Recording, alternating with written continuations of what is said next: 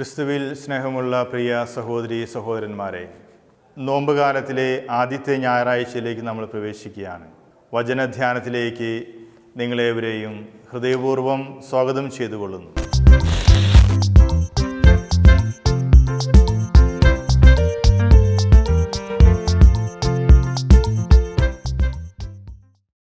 രാത്രിയിൽ പെട്ടെന്ന് വിളക്ക് കെട്ടുപോയപ്പോൾ ഇരുട്ടിൽ വല്ലാതെ ഭയപ്പെട്ട കുട്ടി അമ്മയോട് ഇപ്രകാരം വിളിച്ചു ചോദിക്കുകയാണ്, അമ്മേ, ഞാനിപ്പോൾ എവിടെയാണ്?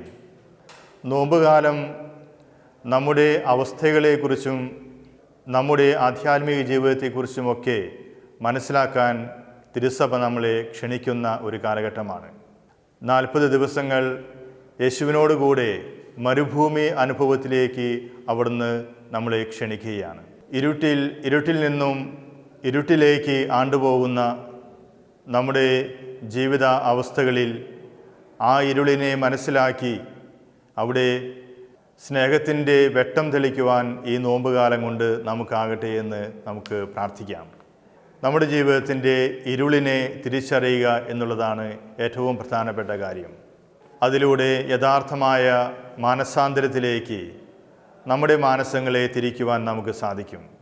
ഇന്നത്തെ സുവിശേഷ ഭാഗത്ത് യേശുനാഥൻ പരിശുദ്ധാത്മാവിനാൽ പ്രേരിതനായി മരുഭൂമിയിലേക്ക് പോകുന്നു. പിശാചിനാൽ പരീക്ഷിക്കപ്പെട്ട് 40 ദിനരാത്രങ്ങൾ അവിടുന്ന് മരുഭൂമിയിൽ വസിക്കുന്നു. യേശു വന്യമൃഗങ്ങളോടുകൂടിയായിരുന്നു. അവസാനം മാലാഖമാർ വന്ന് അവിടുത്തെ ശുശ്രൂഷിക്കുന്നു. ഈ ഒരു വചനഭാഗമാണ് നമ്മൾ സുവിശേഷത്തിൽ വായിച്ചു കേൾക്കുക. മാർക്കോസിൻ്റെ സുവിശേഷം മറ്റ് സുവിശേഷങ്ങളിൽ നിന്നും വ്യത്യസ്തമായി നാടകീയമായ രംഗങ്ങൾ അവതരിപ്പിക്കുന്നില്ല. എന്നാൽ 2 വാചകങ്ങളിലൂടെ മാത്രം കർത്താവിൻ്റെ മരുഭൂമിയിലെ പരീക്ഷണത്തെ മാർക്കോസ് സുവിശേഷകൻ രേഖപ്പെടുത്തുന്നു. ഏറ്റവും കാതലായ വശങ്ങളിലേക്കാണ് ഈ സുവിശേഷം വിരൽ ചൂണ്ടുക. അവൻ പരിശുദ്ധാത്മാവിനാൽ പ്രേരിതനായി മരുഭൂമിയിലേക്ക് ആനയിക്കപ്പെട്ടു എന്ന് പറയുന്നു. നമ്മളെ നയിക്കുന്ന ആത്മാവ് ഏതാണ്? യഥാർത്ഥമായ ആത്മാവിനെ തിരിച്ചറിയണമെങ്കിൽ പൗലോസ് അപ്പോസ്തലൻ പറയുന്നത് പോലെ നമ്മൾ ഹൃദയങ്ങളെ പരിശോധിക്കുന്നവരാകണം. ഹൃദയങ്ങൾ പരിശോധിക്കുക എന്ന് പറഞ്ഞാൽ യഥാർത്ഥമായ പ്രാർത്ഥന അരൂപിയിലേക്ക് കടന്നു വരിക എന്നുള്ളതാണ്. ദിവ്യകാരുണ്യത്തിന് മുമ്പിൽ നമ്മുടെ വ്യക്തിപരമായ പ്രാർത്ഥനകളും കുടുംബത്തോടൊത്തുള്ള സമൂഹപരമായ പ്രാർത്ഥനകളും ഒക്കെയാണ് ഈ നോമ്പുകാലത്ത് തിരുസഭ നമ്മോട് ആവശ്യപ്പെടുക. ഇപ്രകാരം പ്രാർത്ഥനയിൽ, നിശബ്ദതയിൽ ദൈവത്തിൻ്റെ സ്വരം ശ്രവിക്കുമ്പോഴാണ് നമുക്ക് നമ്മുടെ യഥാർത്ഥമായ അവസ്ഥയെ മനസ്സിലാക്കാൻ സാധിക്കുകയുള്ളൂ. കുട്ടി വിളിച്ചു ചോദിച്ചതുപോലെ ഞാൻ എവിടെയാണ് എന്ന് കർത്താവിനോട് നമുക്ക് വിളിച്ചു ചോദിക്കാം. നോമ്പ് ആചരണത്തെക്കുറിച്ച് നെഗറ്റീവായ ഒരു ചിന്താഗതി പലപ്പോഴും നമ്മൾ വച്ചു പുലർത്താറുണ്ട്. നോമ്പ് ആചരണം എന്ന് പറഞ്ഞാൽ കുറേ കാര്യങ്ങൾ വർജിക്കുക എന്നുള്ളൊരു ചിന്താഗതിയാണ് പലർക്കുമുള്ളത്. ഞാൻ ഇന്ന കാര്യങ്ങൾ ചെയ്യുകയില്ല, ചില കാര്യങ്ങൾ ഞാൻ വർജിക്കും. ഇപ്രകാരം ഒരു നെഗറ്റീവ് സെൻസിലൂടെ മാത്രമേ നമ്മൾ നോമ്പിനെക്കുറിച്ച് കാണുന്നുള്ളൂ. ചിലപ്പോഴൊക്കെ ഒരു നെഗറ്റീവ് ചിന്താഗതി കടന്നു വരിക, നമ്മുടെ ജീവിതത്തിൽ അനേകം സഹനങ്ങളുണ്ട്, ഇനിയും എന്തിനാണ് ഒരു സഹനം കൂടി എന്ന് ചിന്തിക്കുന്ന വ്യക്തികളുണ്ട്. എന്നാൽ നോമ്പ് കാലത്തെക്കുറിച്ച് വളരെ പോസിറ്റീവായ ഏറ്റവും മനോഹരമായ ഒരു ആശയം എന്ന് പറഞ്ഞാൽ നമ്മുടെ ജീവിതത്തിനെ വളർത്തുക എന്നുള്ളതാണ്. നമ്മുടെ ഉള്ളിലെ ദൈവിക ദാനങ്ങളെ വളർത്തിക്കൊണ്ടുവരിക, കുറച്ചും കൂടിയും പോസിറ്റീവായിട്ട് ജീവിക്കുവാൻ നമുക്ക് സാധിക്കുക. ഇപ്രകാരം നോമ്പ് കാലത്തെ ഒരു നെഗറ്റീവ് സെൻസിൽ കാണാതെ പോസിറ്റീവായിട്ട് നമ്മുടെ ജീവിതത്തിൽ ദൈവം പാകിയിട്ടുള്ള അനേകം നന്മകളെ തിരിച്ചറിയുവാനും അത് വളർത്തിക്കൊണ്ടുവരുവാനും ഈ നോമ്പ് കാലത്തിന് കഴിയട്ടെ. അതിന് ഏറ്റവും പ്രാധാന്യമറിയിക്കുന്ന ഒരു കാര്യമാണ് നിശബ്ദത. കർത്താവ് മരുഭൂമിയിലെ തൻ്റെ അനുഭവത്തിലൂടെ നിശബ്ദതയിലേക്ക് നമ്മളെ ക്ഷണിക്കുകയാണ്. മരുഭൂമി എന്ന് പറഞ്ഞാൽ അത് ഒറ്റപ്പെടലിൻ്റെയും വേദനകളുടെയും ദാരിദ്ര്യത്തിൻ്റെയും ഒക്കെ ഇടമാണ്.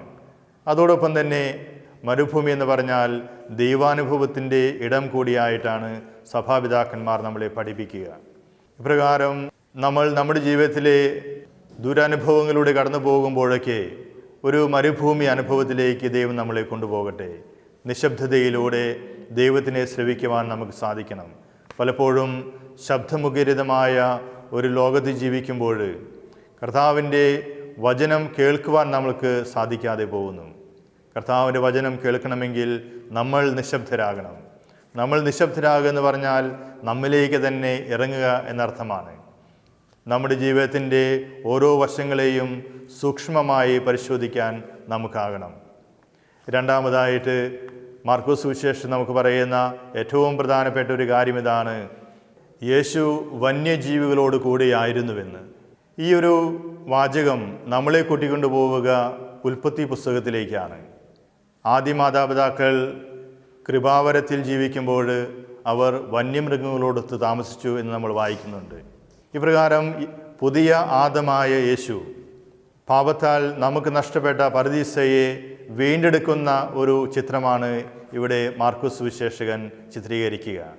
ജോൺ പോൾ രണ്ടാമൻ മാർപ്പാപ്പ ദ തിയോളജി ഓഫ് ബോഡി എന്ന തൻ്റെ പഠന പരമ്പരയിൽ ഇപ്രകാരം പറയുന്നുണ്ട്: ആദിമ കൃപാവര പദവിയിലേക്ക് എപ്രകാരമാണ് ക്രിസ്തുവിൻ്റെ പീഡാസഹനവും മരണവും നമ്മളെ കൂട്ടിക്കൊണ്ടുപോകുന്നതെന്ന് അദ്ദേഹം എഴുതി വയ്ക്കുന്നുണ്ട്. കർത്താവിൻ്റെ പെസഹ രഹസ്യത്തിലൂടെ നമ്മൾ ഓരോരുത്തരെയും ആദിമാതാപിതാക്കൾ അനുഭവിച്ചിരുന്ന കൃപാവര സമൃദ്ധിയിലേക്ക് നയിക്കുകയാണ്. യേശു വന്യമൃഗങ്ങളോടൊത്തായിരുന്നു എന്ന് പറയുമ്പോൾ ഈ നോമ്പുകാലത്തിലൂടെ നമ്മുടെ ജീവിതവും ഈ പ്രകൃതിയുമായി ഇണങ്ങിച്ചേരണം എന്ന ചിന്തയിലേക്കാണ് തിരുസഭ നമ്മളെ കൂട്ടിക്കൊണ്ടു പോവുക. വീണ്ടും മാർക്കോസ് സുവിശേഷകൻ പറഞ്ഞു വയ്ക്കുകയാണ്: മാലാഖമാർ അവനെ സംരക്ഷിച്ചുവെന്ന്. വീണ്ടും നമ്മൾ ഉൽപ്പത്തി പുസ്തകത്തിലേക്ക് പോകുമ്പോൾ മാലാഖമാർ ആദിമാതാപിതാക്കൾ പാപം ചെയ്തു കഴിയുമ്പോൾ അവരെ പുറത്താക്കി ഏദൻ തോട്ടത്തിൻ്റെ വാതിലുകൾ പൂട്ടി അവിടെ കാവൽ നിൽക്കുന്നു എന്ന് പറയുന്നുണ്ട്. അവിടെ നമ്മൾ കാണാൻ സാധിക്കുക മനുഷ്യർക്കെതിരായി വാളെടുത്ത് നിൽക്കുന്ന മാലാഖമാരെയാണ്. എന്നാൽ വീണ്ടും പുതിയ ആദമായ യേശുവിലേക്ക് വരുമ്പോൾ അവനെ മാലാഖമാർ ശുശ്രൂഷിച്ചെന്ന് പറയുന്നു. ആദിമാതാപിതാക്കളെ ആട്ടിയോടിച്ച മാലാഖമാരല്ല, മറിച്ച് യേശുവിൻ്റെ പെസഹ രഹസ്യത്തിലൂടെ നമ്മൾ വീണ്ടും ദൈവമായിട്ടുള്ള ഐക്യത്തിലേക്ക് കടന്നു വരികയാണ്. ഇപ്രകാരം നമ്മുടെ ജീവിതത്തിൽ നമ്മൾ പ്രകൃതിയുമായിട്ടും ദൈവമായിട്ടും മനുഷ്യരുമായിട്ടും ഐക്യപ്പെടാനുള്ള ഒരു സന്ദർഭമായിട്ടാണ് തിരുസഭ മാതാവ് നോമ്പുകാലം നമ്മൾക്ക് കൽപ്പിച്ചു നൽകുക. ഈ നോമ്പുകാലം നമ്മൾക്ക് രക്ഷയുടെ കാലമായി തീരട്ടെ. നമ്മുടെ ജീവിതാവസ്ഥകളെ തിരിച്ചറിയാൻ, നമ്മുടെ ബന്ധങ്ങളെ പുനഃസ്ഥാപിക്കാൻ നമ്മൾക്കാകട്ടെ എന്ന് പ്രാർത്ഥിക്കുന്നു. പർവ്വതങ്ങളുടെ മുകളിൽ കെട്ടിക്കിടക്കുന്ന മഞ്ഞുരുകിയാണ് താഴെ മനോഹരമായ തടാകങ്ങൾ രൂപപ്പെടുക. ഇപ്രകാരം നമ്മുടെ ബന്ധങ്ങൾക്കിടയിൽ ഉറഞ്ഞുകിടക്കുന്ന സ്നേഹത്തിൻ്റെ മഞ്ഞ് ഉരുകട്ടെ. ഇപ്രകാരം വിശാലമായ തടാകങ്ങൾ, ഫലപുഷ്ടമായ ജീവിത സാഹചര്യങ്ങൾ നമ്മുടെ ജീവിതത്തിലും രൂപപ്പെടട്ടെ എന്ന് നമുക്ക് പ്രാർത്ഥിക്കാം. ഈ നോമ്പുകാലം നമുക്ക് പ്രാർത്ഥനയുടെ ഒരു കാലമായി തീരട്ടെ. പ്രാർത്ഥന ദൈവമായിട്ടുള്ള സംഭാഷണമാണ്. ദൈവത്തിൻ്റെ സ്വരം കേൾക്കണമെങ്കിൽ നമ്മൾ സ്വയം നിശബ്ദരായിട്ട് മാറണം. ദൈവം നമ്മുടെ ജീവിതത്തിൽ സംസാരിക്കട്ടെ. നമ്മുടെ എല്ലാ ആകുലതകളെയും വേദനകളെയും കർത്താവിൻ്റെ കരങ്ങളിൽ സമർപ്പിച്ചുകൊണ്ട് കർത്താവിനെ സംസാരിക്കാൻ നമ്മൾക്ക് അവസരം കൊടുക്കാം. ഇപ്രകാരം ത്യാഗപൂർണമായ ഒരു നോമ്പുകാലത്തിലൂടെ കടന്നുപോയി കർത്താവിൻ്റെ പെസഹ രഹസ്യത്തിൽ പങ്കുചേർന്ന് ആദി മാതാപിതാക്കളെ പോലെ ഏദൻ തോട്ടത്തിൽ സൗഭാഗ്യമനുഭവിക്കുന്ന വ്യക്തികളായി തീരാൻ നമ്മൾക്കും പരിശ്രമിക്കാം. ഈ പ്രകൃതിയുമായി നമ്മൾ ഇണങ്ങിച്ചേരട്ടെ. മറ്റ് സൃഷ്ടികളുമായും സൃഷ്ടിയുടെ മകുടമായ മനുഷ്യരുമായും നമ്മൾ ഐക്യപ്പെടട്ടെ. ഇപ്രകാരം ശാന്തസുന്ദരമായ പ്രകാശപൂർണമായ ഒരു ജീവിതത്തിലേക്ക് ഈ നോമ്പുകാലം ദൈവം നമ്മളെ നയിക്കട്ടെ എന്ന് ആശംസിക്കുന്നു, പ്രാർത്ഥിക്കുന്നു. ആമേൻ.